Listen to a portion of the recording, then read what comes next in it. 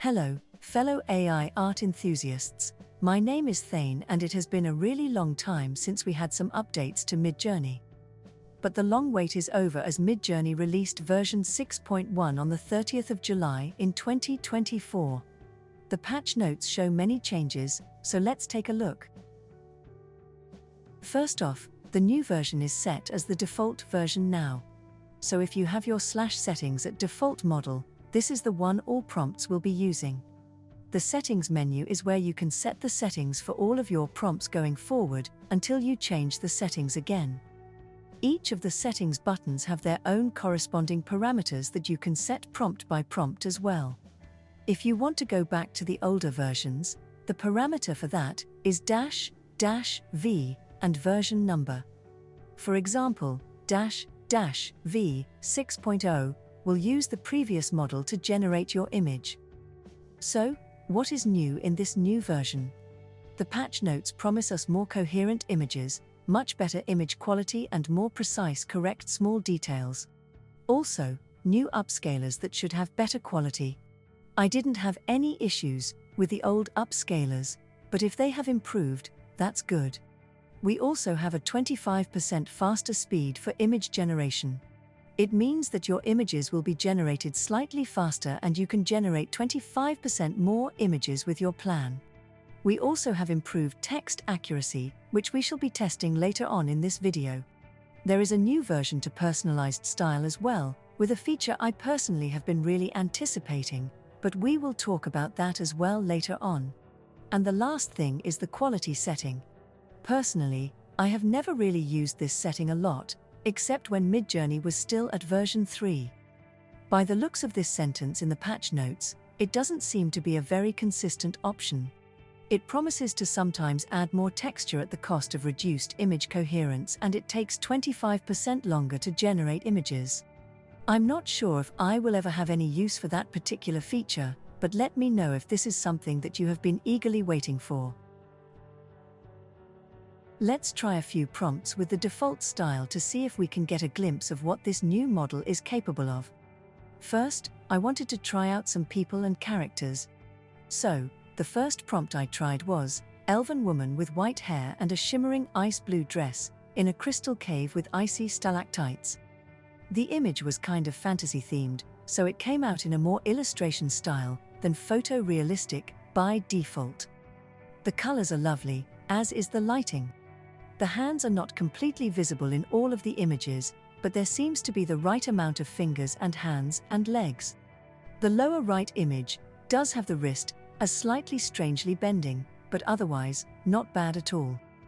The second prompt I tried was, man with fiery red hair and golden armor, in a desert landscape with ancient ruins. This is also slightly fantasy themed, so it may again explain the non-photorealism style for this prompt as well.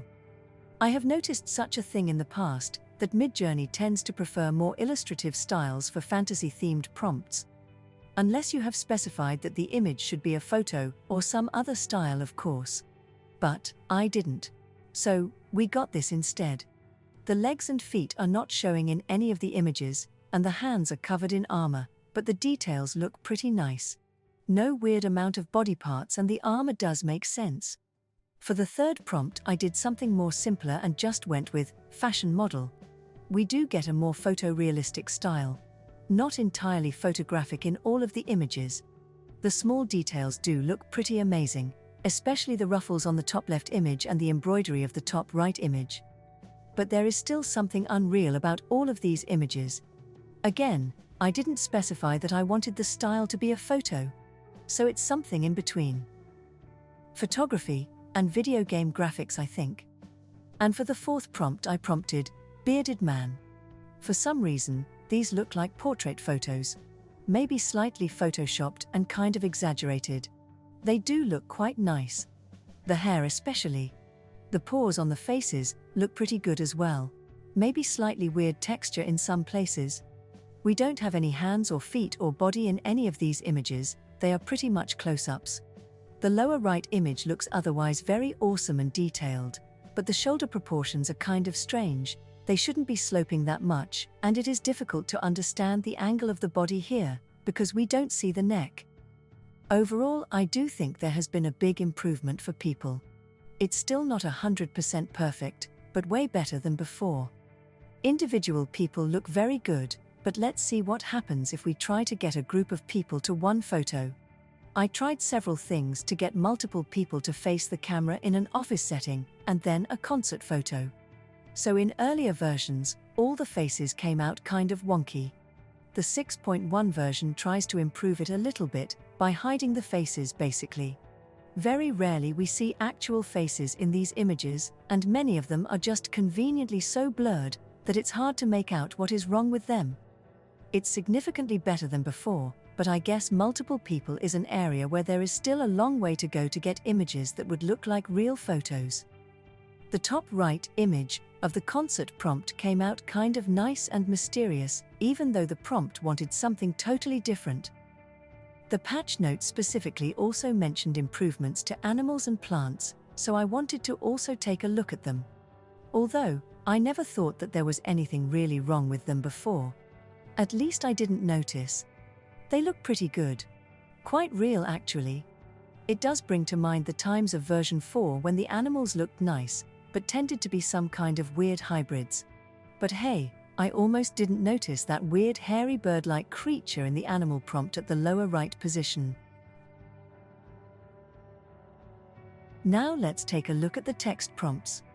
This is a bit more difficult one to master as it's not that straightforward. It should be as simple as putting your text in quotation marks, but in actuality, I didn't find it as easy and intuitive as I expected it to be. I first did that with the prompt AI, in quotation marks. It's kind of a hit and miss situation with that one. Yes, there is the text AI in some of the images somewhere, but it's so tiny. Also, it seems that the theme of the image has been also inspired by the text itself. Next, I tried to add the word text in front of the AI in quotation marks. This is much better. The text is larger, and the theme of the images again is heavily influenced by the text. But I didn't provide any additional instructions, so that's what I got. Following that, I tried the prompt. Text AI printed on mug. This is pretty good. It really does what I wanted it to do. One of the mugs is kind of strange and not really a mug, but okay. Then I tried a longer text with the prompt. Text, Midjourney 6.1, printed on t-shirt, with Midjourney 6.1 in quotation marks. This didn't really do what I wanted it to do. The text is so tiny and looks almost like a signature in a few images. None of the images are what I requested here. I also did a few more tests and ended up with some overlaid text basically, that was not very accurate. I tried some longer sentences as well, which ended up as kind of gibberish. So it's definitely not a simple thing to achieve and probably will require a lot of tries to get it right. Still the case that the longer the prompt, the more jumbled it gets. And I don't like how tiny the text is in all the examples I tried to do. I could have sworn that it was bigger when I last tried to get this to work. I guess this street sign test was the best example of what I was trying to achieve. So in conclusion, there has been a baby step forward, but I am still not convinced that Midjourney is the best for this particular feature.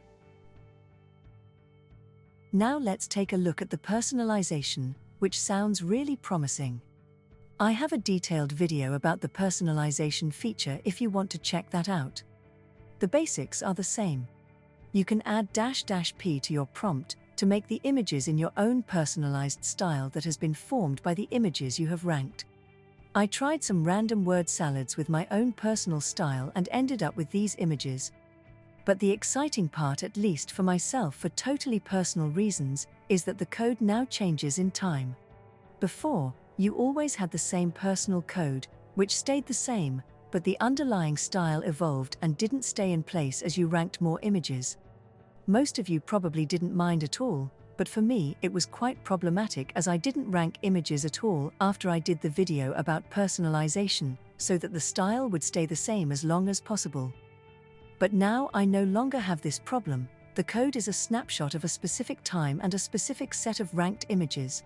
And now whenever I rank more images, I get a new code representing the style amalgamation of those rankings. I did do that, and got a new code. Although I didn't rank very many images, and the style didn't change too much after my latest round of rankings, one can still spot a tiny difference. And I am so glad I can go and rank images again to explore my own personal style.